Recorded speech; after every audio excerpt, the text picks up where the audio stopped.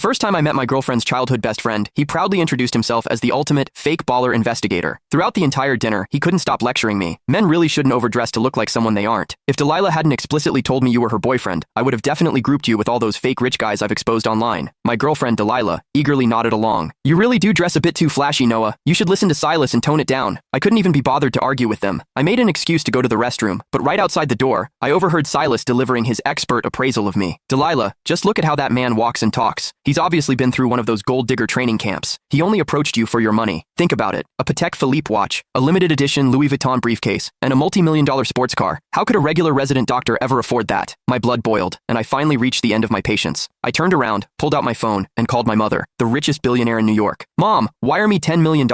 I'm going to buy out a certain fake baller agency and teach this guy that wealthy women can actually have sons. As I hung up the phone, Silas's confident voice drifted out from the private dining room. Delilah was looking at him, nodding with absolute trust. I really wanted to see how Silas planned to test a real heir like me. When I pushed the door open, Silas was holding my Louis Vuitton briefcase, inspecting the lock and the leather from every angle with a condescending smirk. I'm telling you, young guys like you really shouldn't get caught up in comparing yourselves to others. The first step to becoming a fake baller is trying too hard to package yourself. This bag of yours is a rental, right? I almost laughed out loud. When Silas saw I wasn't speaking, he assumed he had hit a nerve.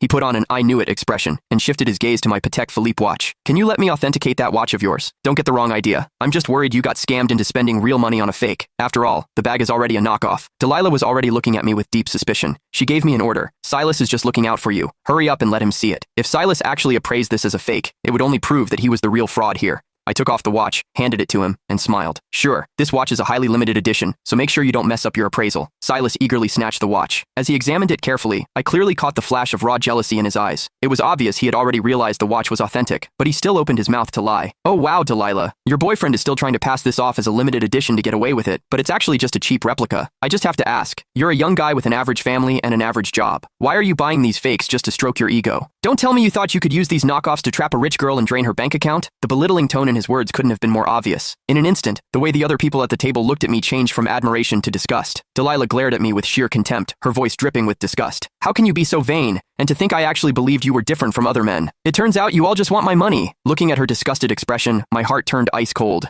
I used to think Delilah was just easily influenced, but that she at least had basic judgment. After all, we had been together for almost a year. Shouldn't she know what kind of person I am by now? I frowned, matching her dissatisfaction. Delilah, who is actually your boyfriend here? You just blindly believe a single word he says? Since that's how it is, I don't see any point in finishing this dinner. I stood up, grabbed my bag, and prepared to leave. Silas gave a fake plastic smile and chimed in again. Why are you in such a hurry to leave? Did the rental time on that sports car downstairs run out? Are you using this as an excuse to go return it? I was completely out of patience. I turned and demanded an answer. What makes you think my car is a rental? Silas patted Delilah's